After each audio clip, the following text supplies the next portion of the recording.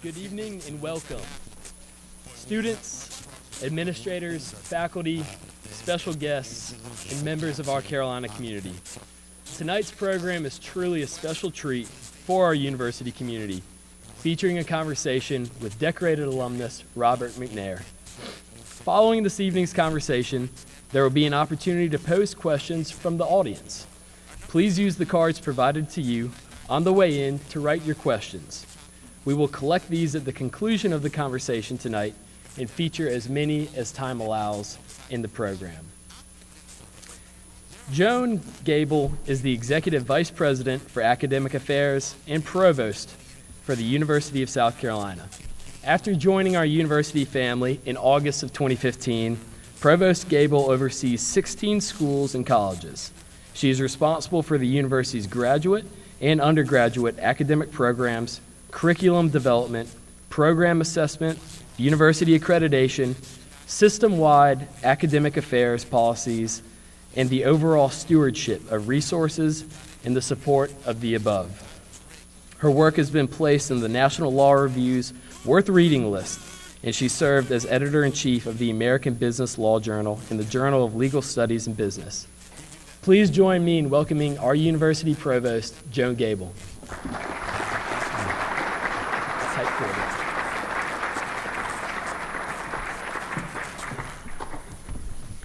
Thank you, Michael, and thank you to all of you for coming this evening. We're delighted to welcome each of you to this evening's event. We're so pleased, especially today, and especially at this time when there is so much to talk about, to have Bob McNair here with us today, who we are so proud to have as an alum of the university, to share his insights after what has been a spectacular career as an entrepreneur. And I'd also like to acknowledge his lovely wife, Janice, whom he met right here in Columbia, South Carolina, when she was a student at Columbia College. So if we could give her a round of applause, please, too.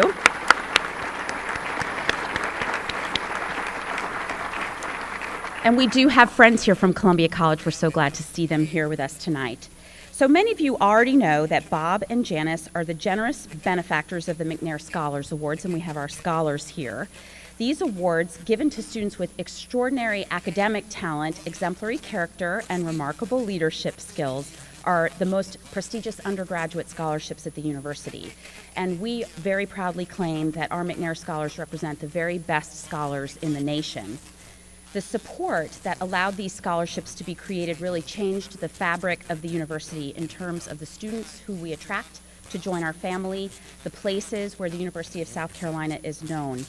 But the good news is the McNairs did not just stop there. The McNairs have again humbled us with their incredible generosity by funding another transformational venture for the campus and our students. In fact, today's event marks the launch of the McNair Institute for Entrepreneurism and Free Enterprise at the University of South Carolina. And I'm not going to go into too much detail because we have our experts here to tell you all about it, but just as a quick teaser about the Institute, Mr. McNair and President Pastides will soon engage in a very lively discussion about Bob's own path toward entrepreneurship while delving into his vision for the Institute. But to set the stage just a little, the newly created USC McNair Institute is one of 6 similar programs that the McNairs have funded across the country, each located on a college campus. At USC, the McNair Institute's mission is to inspire in students an understanding of and a rich appreciation for the unique and essential role that entrepreneurship and free enterprise play in job creation and economic opportunity. But we'll also be able to plug this into the national network of McNair Institutes and the colleagues that we have at the other schools as we all work together to leverage this vision on behalf of our students. We will be offering a course that will integrate in-class study with experience and will allow students hands-on to learn about and from entrepreneurs in order to become entrepreneurs themselves. And just as a plug, we're currently searching for the faculty director of the McNair Institute here at USC, who will collaborate with the directors from the other institutes and the faculty across campus. So we'll keep you updated on that. And if you know someone, I'll be around after and we can talk. But for now, let me turn the program over to our president and our esteemed guests. So please join me in welcoming Mr. Bob McNair and President Harris Pastides.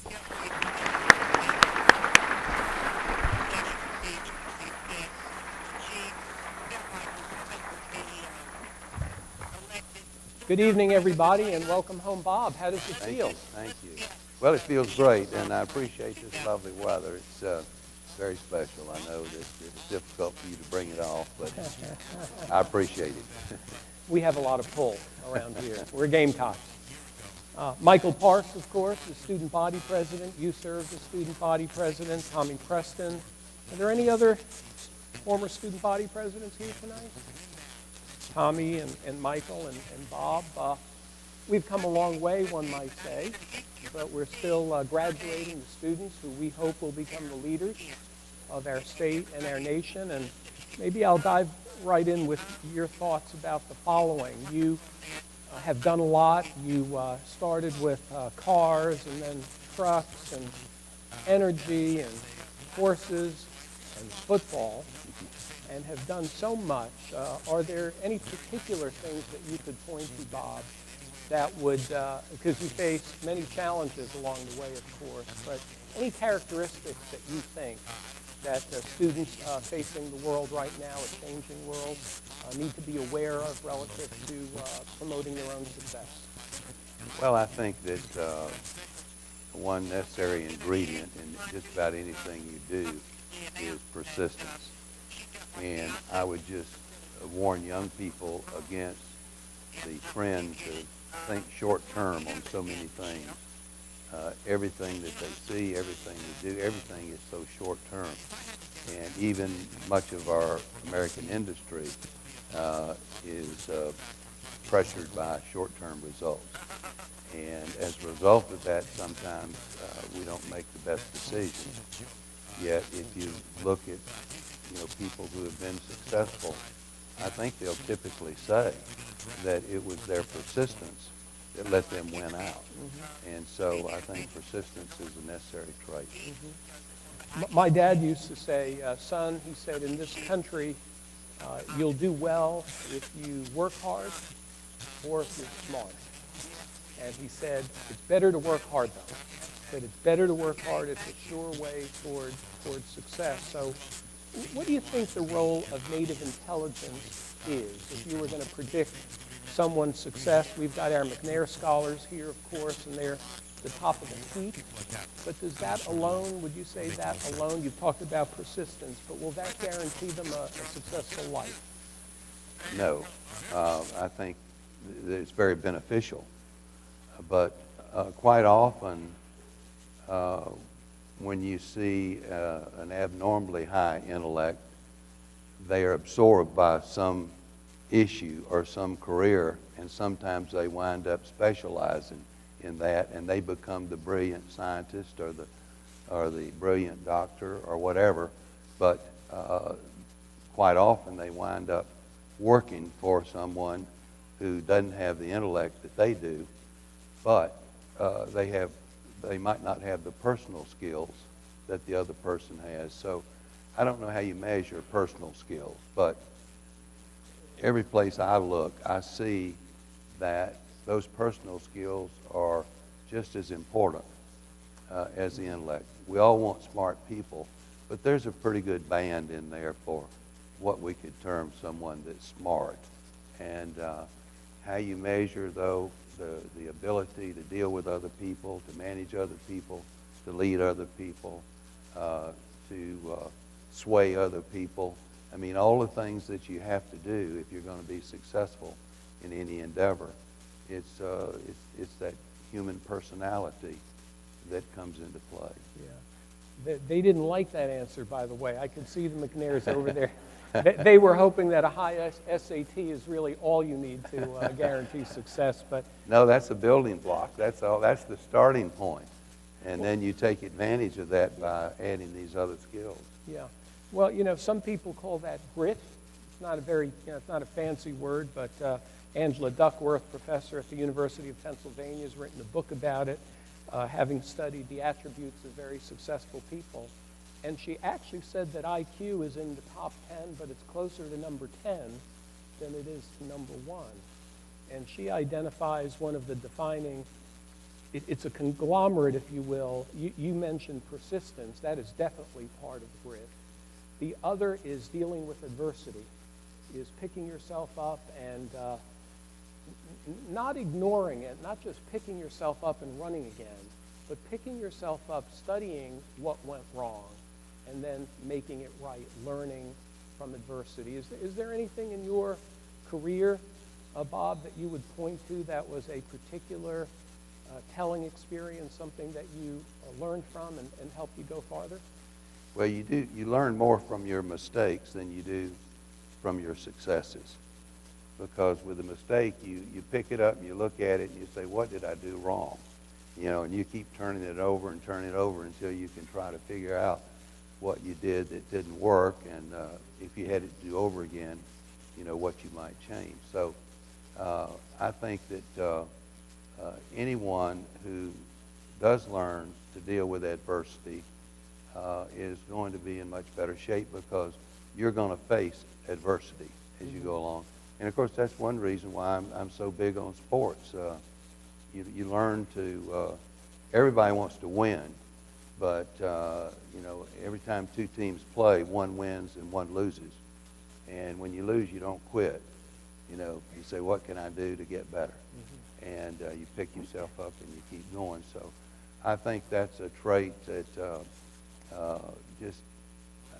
I don't know how you would succeed without learning to deal with adversity. Well, indeed, I liken it to a rubber band. If you get pulled back and you really were going forward, but something holds you back or pulls you back, you want to let go of the rubber band and go further than you would have gotten, and more quickly than if you hadn't been pulled back.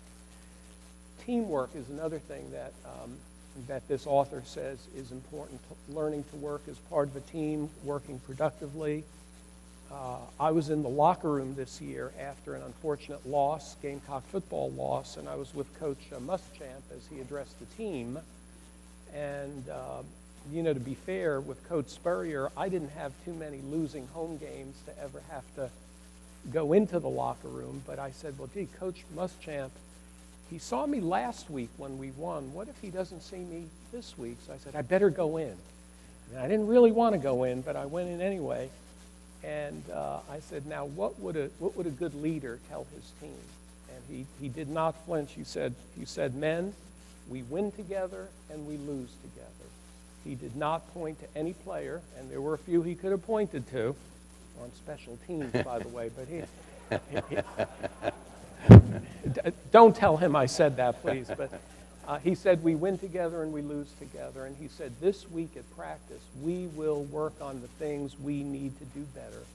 And if we play our best game, then next week we're going to come out and win. And they did. So how important is teamwork? People know you as a CEO. You're the head guy. But how do you work, and how do you foster that sense of getting an organization to really pull together? I think that anyone who's been in a successful organization should realize, and probably does, that you can't accomplish anything without support. And you've got to have a lot of good people around you if you're going to have a successful operation. So, number one, to recognize that you're dependent on the success of the other people, and so therefore you do everything you can to help them succeed. And as we say quite often, I want to surround myself with people that are smarter than I am. And I'll try to build them and lift them, and I'll go along with them. But I think that you have to care about the people. You have to want to see them advance. You have to recognize that there might be times when something is in their best interest and it might not be in your best interest. But I think that if you are always concerned about what's in their best interest, other people see that, and then they follow. They're happy to be a follower of someone who treats them that way. Mm-hmm. Do you see that with the Texans as well? I'm sure you do, but I think the best teams are those that coordinate, they plan well, they practice well together, and then they execute well. They do that, and they really work hard. There's not that much difference between the talent from one team to another. Some have a little more talent than others, but the ability to execute is what really counts, because usually games are determined by 2 or 3 plays. will determine the outcome. And so the team that executes the best, makes the fewest mental errors, carries out their assignment, is a good teammate, is concerned with doing their job and not worrying about everyone else as to whether they're doing their job, but am I doing my job? Those are the teams that do well. Let me tell our friends here something about a night that Patricia and I shared with you and Janice at the country club. We were having dinner, and I knew there was something that was on your mind, both of your minds, and we talked about it, and I think that was a formative event that led to this evening and what you're doing at our fine partner universities.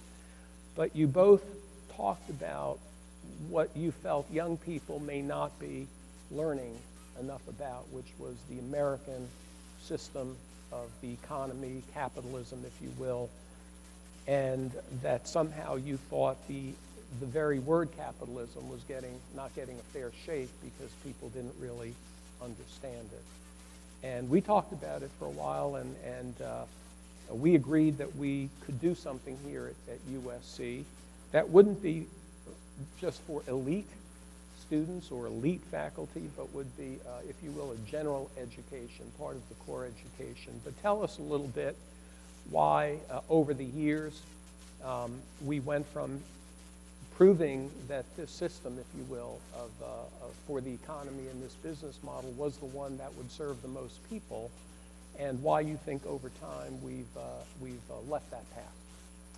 Well, I think that we tend to take prosperity for granted. And so when that happens and everybody starts easing off and they aren't as persistent, they don't work as hard, gradually over time that prosperity can be eroded. And I think that when we reach a point where there's not adequate incentive in the system for people to go out and take a measured risk, then the economy slows down even more. And when it slows down, there are fewer opportunities. And right now we have a number of young people who have college degrees who are looking for a job that is recognizing what their abilities are, and they haven't been successful. But when you're only growing at 1% or 1.5% a year, you aren't growing enough to create jobs for the young people. And so I think that we have to get back to recognizing that it's through free markets and the free enterprise system that we create prosperity. And the more that government takes out of the whirlpool of capital, the less there is for private capital. And it's private capital that creates the value. There are certain things government must do, but there are many things that they do in which no value is really created. All they've done is taken in money, paid out money, and had excessive overhead that eroded the value. So we need to understand what allowed us to build this great country and why we are different. And if we're going to remain independent, we must understand the system and why it's successful and why communism has failed and socialism has failed.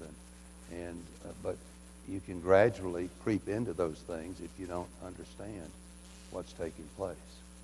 So I would hope that we would help people to understand how the system works, how to make it more efficient.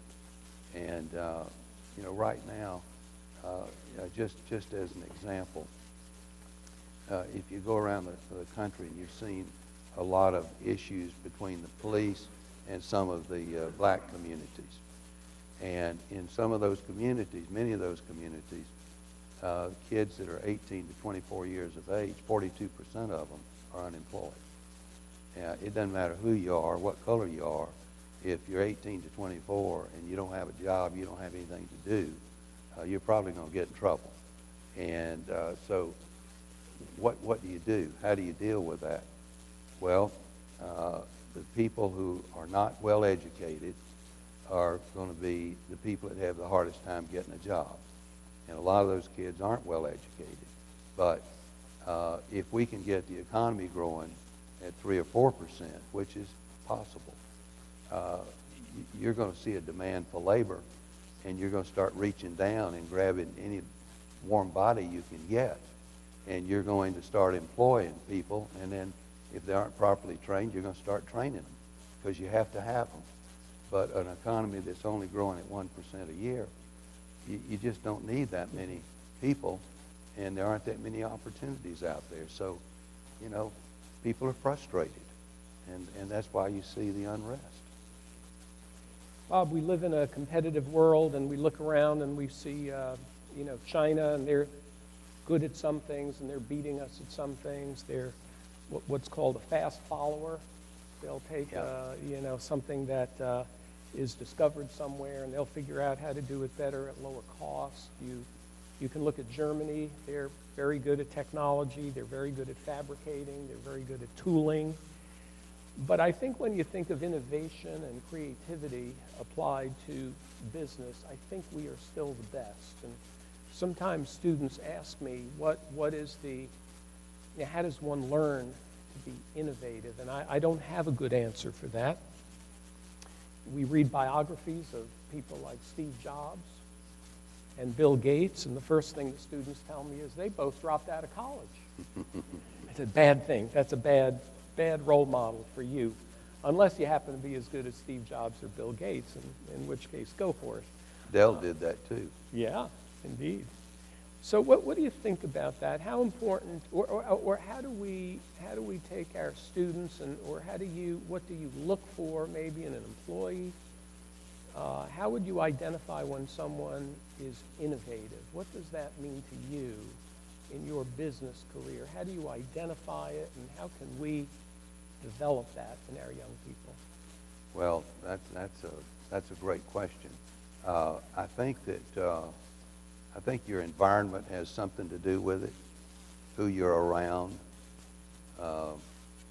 If you're constantly around people who have thinking that is so hidebound that they don't think of anything, as we say, outside the box, probably that's going to greatly influence you. So if you can be around other creative people, I think a lot of that creativity washes off and onto you. But I think that, again, if all of us think about how we can add value in whatever we're doing, and that's the driver, not how can I make the most money, but how can I create the most value, you start questioning things. And you start saying, well, I have to come up with something that's different, something that's innovative. And in effect, you're beginning that process. Mm-hmm. So I would just encourage them to do that. I would encourage young people to engage with internships. I think to be exposed to a lot of different businesses is very important. And, you know, how do you know whether you want to run a construction company if you've never been around an organization that builds things, or you've never worked for a construction crew? How do you know if you wanted to be a banker if you've never been in a banking environment? So you need to get out and get exposed to a lot of things, and you find that there are a lot of very interesting things that you can do. There's not, sometimes as young people, there's a tendency to think there's just one thing I can really do better than anything else, and I need to find that one thing. And that's not the case. You can do a lot of things. You can adapt.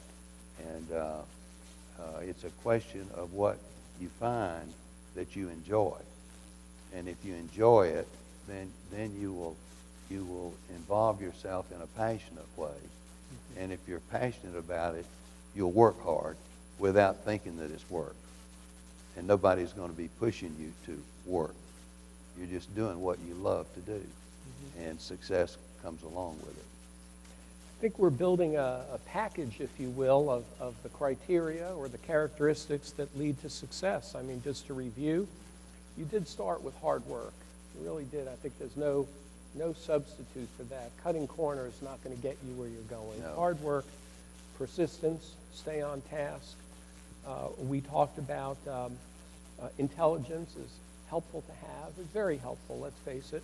If you're dumb, you aren't going to Yeah, make it. yeah, being dumb's not- Let's eliminate that. Yeah, you could tweet that one, by Yeah. the way. Yeah. We talked about teamwork, and not just like saying the word, but really working, caring about people. You talked about then passion. You talked about an internship, really, kind of rolling your sleeves up, and I know our students, I tell our students, every one of them should have at least one internship, everyone.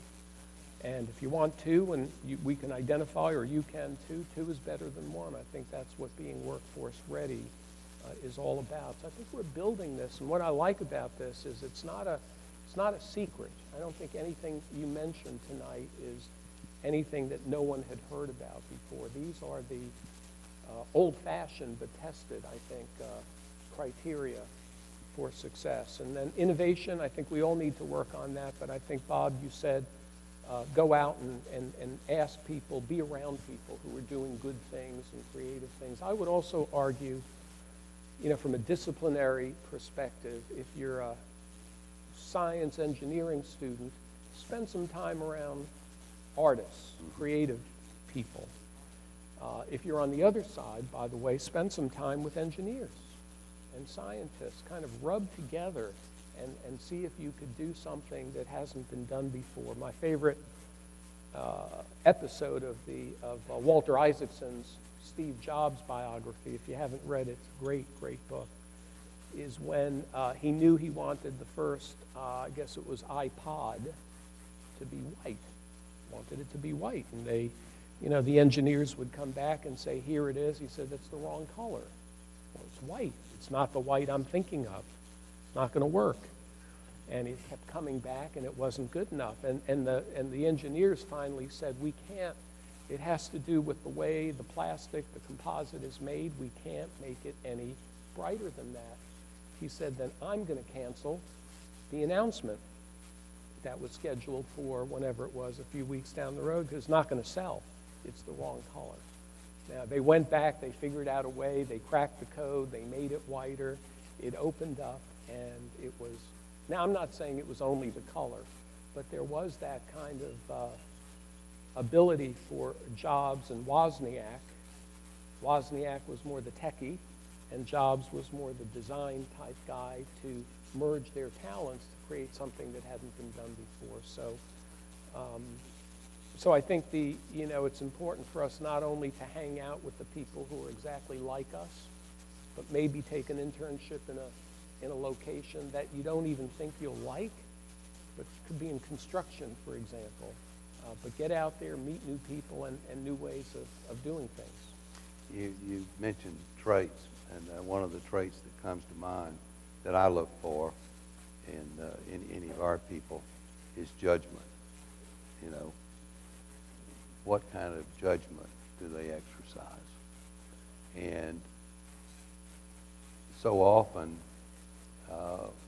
we can have great skill in a certain area, but not have any sense of logic. Mm-hmm. And you can completely miss the mark. And your example of the engineer getting with the artist, the engineer relies on logic and certainties, and the creative person is doing just the opposite. And so he can learn from the creative people, but the creative people can learn from him a sense of logic. And it's the kind of balance that you need. You mentioned judgment. Let me ask you about values as well. And let me first start with a letter I got from a parent a while back who was critical because I was talking a lot in my correspondence about the Carolinian Creed and about the standards of conduct, if you will. And the parent, and I'm glad the parent wrote to me, it helped me clarify what I thought. And I think in response I said, I don't want our students to have my values. or even Carolina's values, but I do think it's important to have their own core values, because when you're confronted to make a hard decision, you're not going to try to think about what book you read. You're going to think about what's right and what's wrong. And the students come to us with their own values. And what I hope at Carolina is that they test them, they refine them. I don't want them to change if they're happy with the ones they have. But what I say is that every graduate of this university should have values and should be able to articulate them. I'm not going to ask them, but they should be able. So how did your values, whether they were from your family, from your faith, from your experiences, how did they and do they continue to influence the way you lead? Well, I think you have to have a moral society in order to maintain a free society. And someone asked the question or made the comment that how did we wind up with the two candidates for the presidency with such defects in their character? And I thought about it, and I said, well, I'm afraid to say it's a reflection of the moral standards of our country at this point. And otherwise we would have never accepted that. So, but I think moral standards are important, and I think that it can undermine a society if you don't have them. Now, as you said, we can have different beliefs and we can have different standards, but we have to have our own sense of morality and of what's right and what's wrong. And if something harms other people, it probably isn't right. And if it's something that my mother used to say, well, if you want to do something, just ask yourself the question, if everybody did it, would we be better off? And I think that's good. And my dad, I used to ask him sometimes, and he'd say, well, in making tough decisions, you can't go wrong by doing what's right. Again, going back to your moral standards, and the standard is a measuring stick. And if you don't have that measuring stick, then you can wander all around and you don't realize that you're getting away from that which you originally believed. So it is important, and I think that it's something that when you're dealing with business or finance, education, any of the things that we do, I think honesty is so important. You have to be able to trust people. You've got an organization, and you can't trust the people that work for you to tell you what's going on. You have no way of knowing what's going on. You don't know what's going on. And when you don't know what's going on, that's when you get in trouble. So you got to have people you can believe that are going to tell you the truth, even if they know you won't like it. So you have to make sure that you don't develop the habit of killing the messenger. Mm-hmm. You know, Indeed. make sure that people understand that you bring me bad news, I'm not going to dump my bucket on you. You know, we'll deal with this issue, but thank you for bringing it. I know you feel that way even about football players and coaches. I have spoken to your son Cal about that. He said, Dad's always looking for character. And then he went on to say, I'm looking for size, speed, strength, and bench press, and Dad's always looking for character. Well, of course, it all matters. But I know when you've told me about that, you're gonna look at their work ethic and the quality, I guess, the qualities that they bring to the team, because you really can't win if you don't play the right way, wouldn't you say? I agree. Some people try to win by cutting corners, but usually it catches up with them, and it's not necessary. And that's, I guess, if there's one message we try to send through our organization and for the people that observe what we're doing, is that good guys can win. Forget Leo DeRocher, who said good guys finish last. he hadn't been around hard-working good guys. And you can win and be a good guy. So speaking of that, the Texans are 5-3, but I think they won all 4 preseason games, so I'm going to call them 9-3 this year. Yeah, I wish they counted. And it's been a good year and a couple of tough losses in there. What does the road ahead look like to you? Well, we have 8 games remaining, 5 of which are on the road. We haven't played well on the road, but we're changing that. And I think that the last couple of years, we've played the second half this season better than the first half. So I'm optimistic about it. I think I think we should be a playoff team, and once you get in the playoffs, anything can happen. It's a new game. You know, for those of you who don't know, if the Texans played in the Super Bowl this year, it would be a home game. So how exciting is that to know that you're going to have, I don't know how many millions of eyes, you would know that, on your stadium. Oh, yeah. This year. How many people watch that game? Oh, here in the U.S., 130, 140 million, 150 million. It's a pretty good-sized group.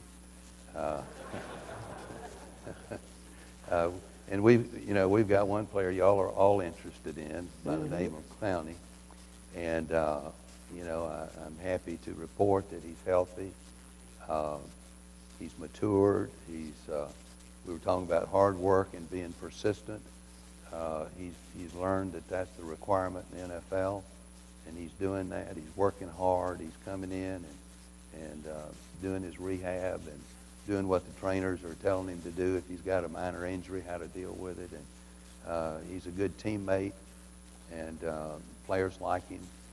And he's having a very good season, and he's really adding. We thought with Clowney and J.J. Watt, our defense would be great, and it will be. But without Watt, it's still good. Yeah, and Clowney is contributing to that. I think if we I've got another question, but let's give Jadeveon Clowney a little love, some applause, and Mr. McNair will tell him that when he goes back to Houston.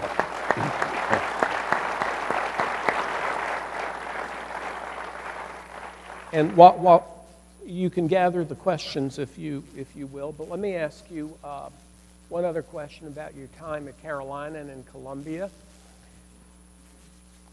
I know how important and how much you love Janice and your family, but tell us, if you will, anything about your time with her, meeting her in Columbia, and what having a great marriage has meant to your success and, of course, to your family. Well, it means everything. You face a lot of challenges in business, especially if you're trying to build a business.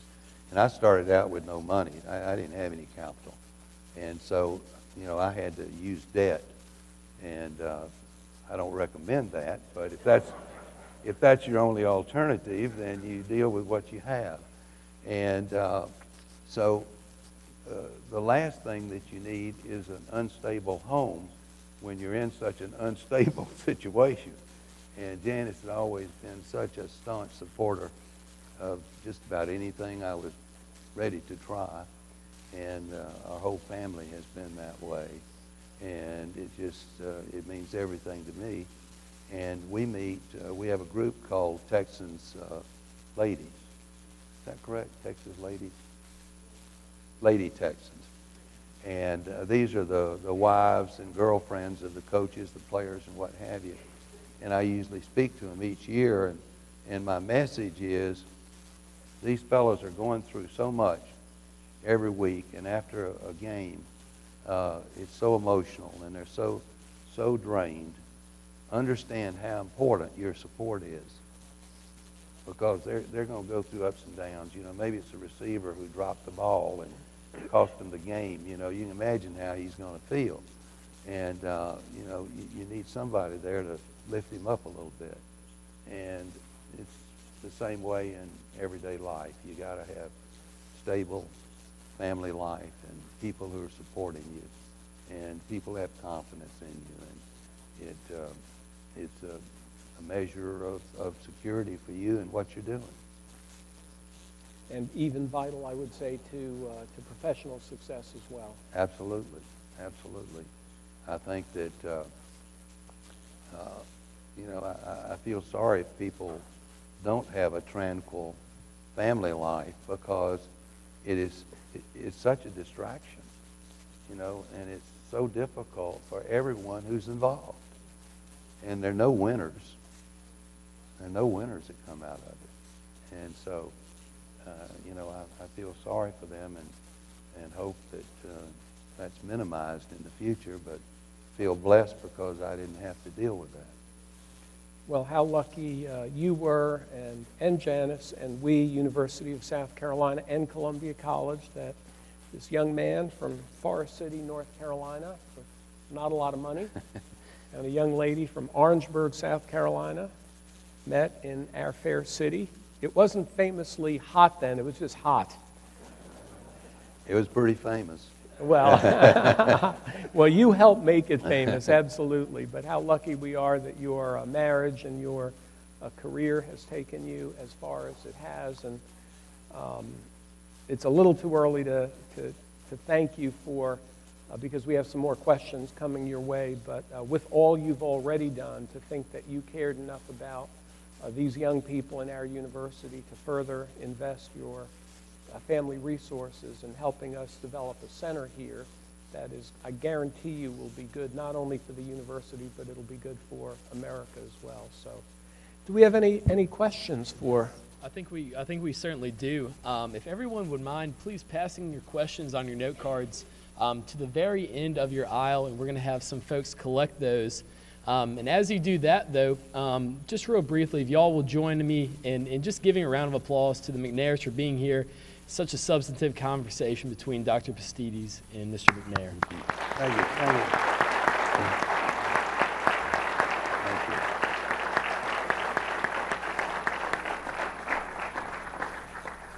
you. And as these questions are being collected, Mr. McNair, I'm going to kick us off here with what I'm going to call a moderator's privilege as the first question. And I just would like to ask, as your tenure as student body president in 1958, I think it was, and overall just your experience as a student here at South Carolina, how did that propel you, into such a successful professional career?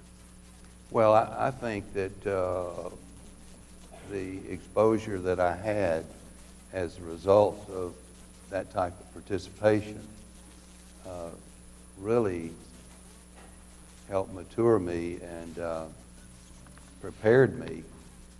When we were talking about the importance of people skills, I mean, that's tremendous training, what you're going through there.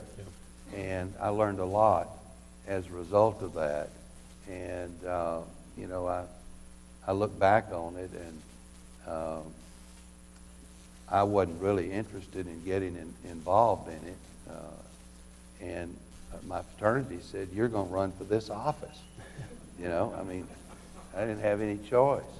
And so I did, and that's how it all started. I mean, it wasn't that I determined that I wanted to go out and develop some leadership skills or something, but it was very rewarding, and got to meet a lot of interesting people, and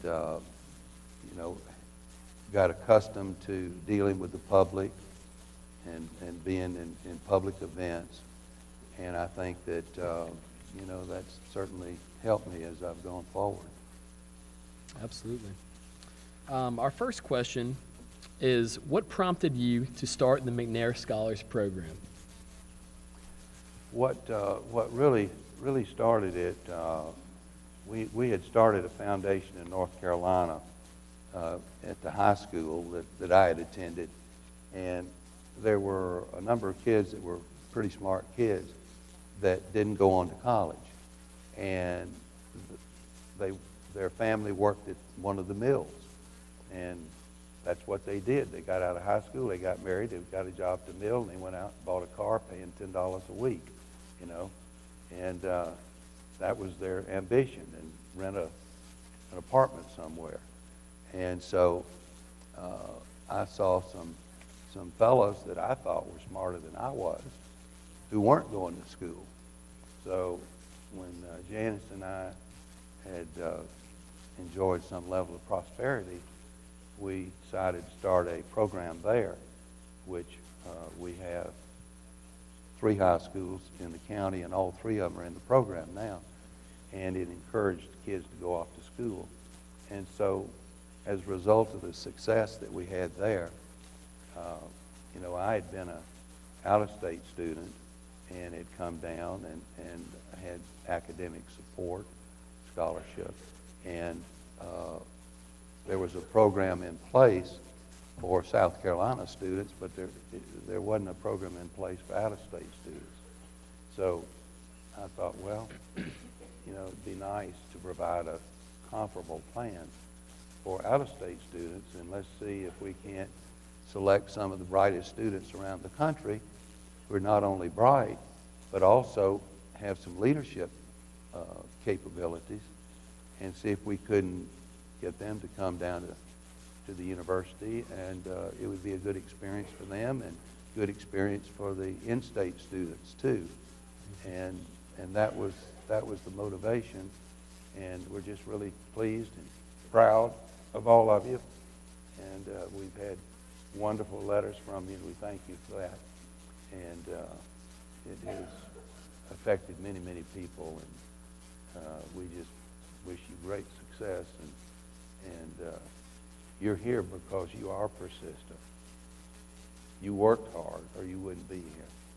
So we're proud of you. I think there are 281 McNair alumni. I may have the number off a little bit. It's come to the point where the word McNair is a noun. They are McNairs.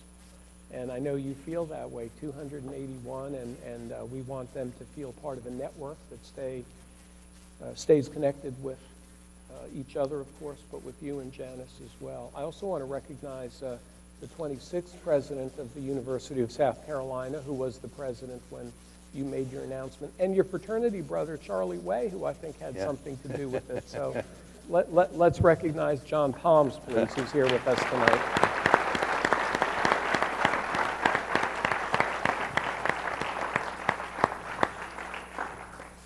Mr. McNair, our next question is, as an owner, what would you contribute to the drop in the NFL's ratings this year? And on top of that, how important is it for you that the NFL keeps pushing for player safety, especially with concussion safety? Well, in reference to concussions first, we're really the leader in the study of concussions and trying to determine, number one, what causes them, exactly what causes them, what the effects are, what the long-term effects are. And we're spending more money and putting out, well, can't say we're putting out more effort, but we're spending more money on research than even the military is, and they have a much bigger problem than we do. But we're working now with a number of medical schools around the country, and we're learning a lot about it. And any of you who've ever played any sport, you know that if you get injured while you're playing, the last thing you want to do is tell the coach you're injured because he's going to take you off the field, right? No, you want to be on that field. And so our players are now learning that if they do get a head knock or concussion or flip on the field and their head goes back or whatever it might be, or if they feel a little dizzy or a little off, tell us. That's fine. That's not bad. It's not going to be a bad mark. And we'll take them out. Now, we have a procedure where they come out, go through a series of tests. If they've been concussed, they don't go back in. And they don't go back until they can pass all these tests later. So we're getting that under control. Also, new equipment. We're looking at a lot of new things there. In reference to the ratings, we really can't say why they're down. This political season has been the most riveting spectacle that we've seen in a long time. And the ratings, just like I think for the first debate, what was it, 85 million people or 75 million people, I think, tuned in for that. And, you know, when you have those things running against one of your games, it's going to eat into the viewership. So once the political season is behind us, then we'll see what the numbers look like and evaluate what the impact might be. A lot of it is that we're going more to the digital world, and so the networks are having to deal with that, and you know, their viewership is down much more on any of their network shows than the NFL games. So right now we're studying it. You know, we want to see it come back up. And the other thing is some of the games that were primetime games weren't really good games. They weren't that competitive. And, you know, I turn them off if it's not competitive. So I don't blame you. All the Gamecock games have been competitive this year. That's right. You sort of waited till the end and trying to retain that audience. Next question, please. Our next question comes from Kimberly Sears, who is a McNair Scholar class of 2018. And it reads, what was the turning point in your career when you knew that you had made it? Well, I like to say some of the people said I was an overnight success, and I said, yeah, that overnight lasted 22 years because that was how long it was before we really had any measure of security. It was, you know, going out there working hard, trying to make sure you had enough money to meet the payroll and pay the bank loans for 22 years. And I think we went through a period, it was interesting, we went through a period when Jimmy Carter was president, and he thought we were running out of everything, all the natural resources. And we had inflation at 12%, the prime rate was 21%, 30-year Treasury bonds were yielding 16%. It was unbelievable, and it was just killing everybody. And so he thought we were running out of energy, so they did pass legislation that recognized the value of cogeneration, which is when you take one energy source and produce two useful energies from that. In this case, it was electricity and steam. And so the utilities in the past did not and would not buy any power from a cogenerator, so there wasn't any business there.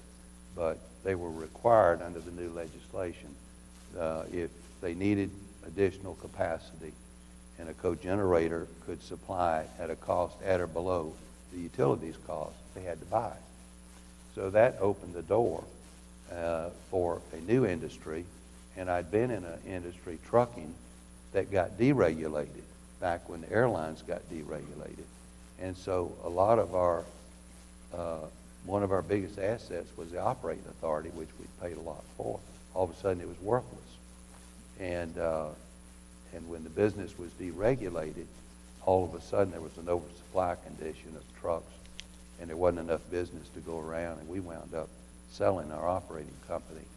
And so at that point, I was looking around for something to do. So on the one hand, the deregulation of one industry had hurt. So I started looking at it on the basis of, well, what can I learn from this?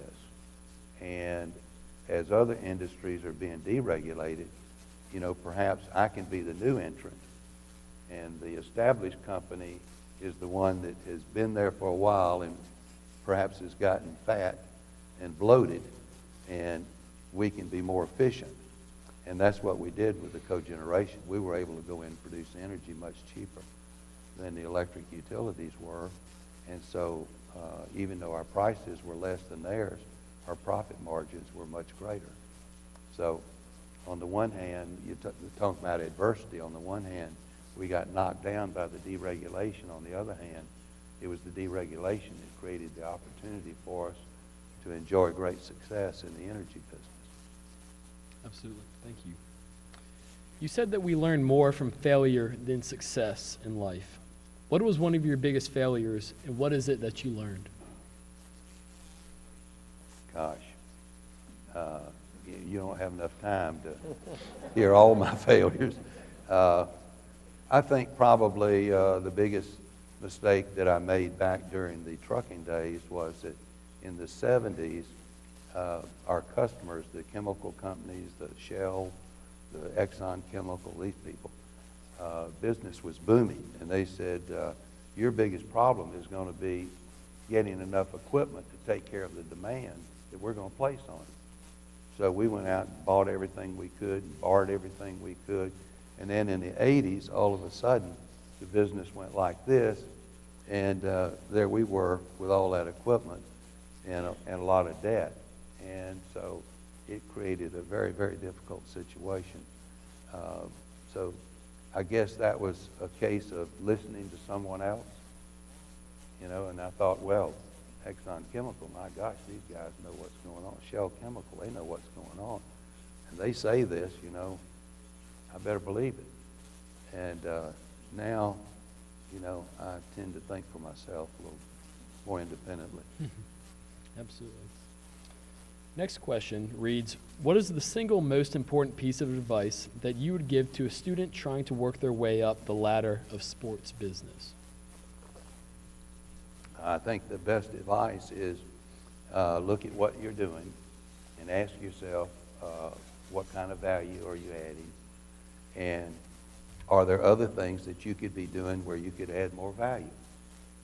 And you should go where you can add the most value, because wherever you can add the most value, you'll be recognized as a contributor.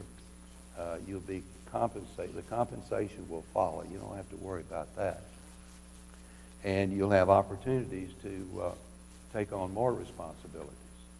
So I think that's the key, which is a longer-term view, but I think it's the more productive view. And the people that you work for will appreciate the fact that that's your view, that you're looking for ways to add value for the company that you're with. Absolutely. Thank you. Our next question reads, what is it that drives you to do what you do every day, considering your age? Would you repeat that? I couldn't. I just I couldn't quite hear it. My hearing is become I defective just read them as they're written. at this age. Well, actually, I have a full head of hair. I just shaved it all.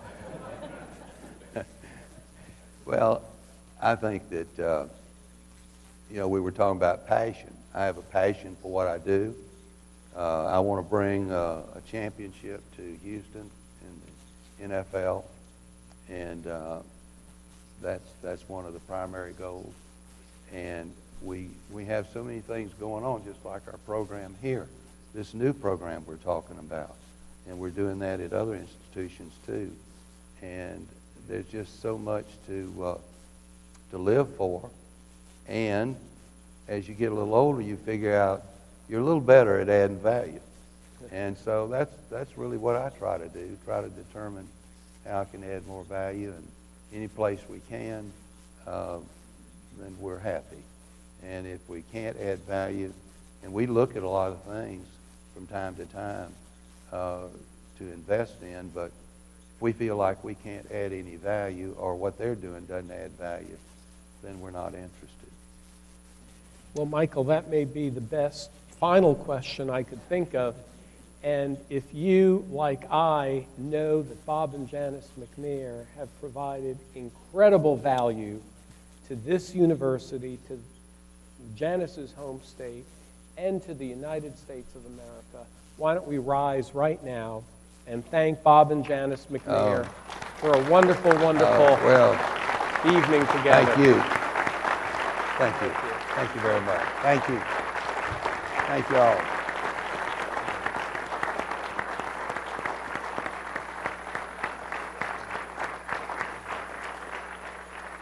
At this point in the program, we'd like to ask if Ms. McNair and Brett Williams, who's the co-chair of Scholars United and a McNair Scholar here at the university, please come up to the stage for a brief special presentation.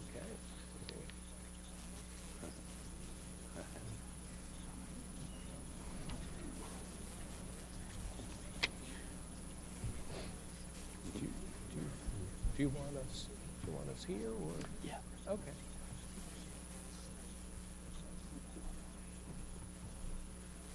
While we're waiting, you want to tell me how the game's going to come out Saturday in Gainesville? Well, you know, the line, I think, is 12, not in their favor. They've got a substitute quarterback, the Gators do. They played a bad game against Arkansas, which is, I think, a medium-level team. We, on the other hand, are really ready to play a good road game. You talked about road games are tough. So, I'm not predicting, because that's a challenging thing to do, but I'm extremely hopeful about this noon game. Are we on the SEC network, Ray? CBS, so we're the CBS game at 12 o'clock in Gainesville. So I'm hopeful. I think we've got the best young quarterback maybe anywhere. Number 4. He's good. Watch out for him. I like him. Yeah. Yep. I like him.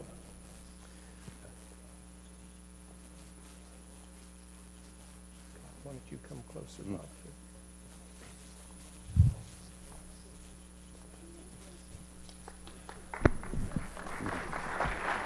Oh, isn't that great? Good evening, everyone. Thank you. Thank you. So on behalf of the 80 McNair Scholars here at USC, I would like to present this memento from the scholars that contains messages of thanks in their own words to Mr. and Mrs. McNair for your continued investment in our education, our future, and certainly our lives overall. We are tremendously grateful for all you do. Oh, that's very nice. Thank you very much. Thank you. Thank you.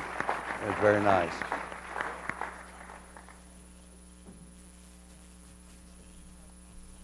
You'll put that down. Please join me in giving a warm round of applause and thanks to the McNairs for being with us tonight, for all that they've contributed to our students and to our university as a whole. Thank you all for being here this evening. Have a great evening, everyone.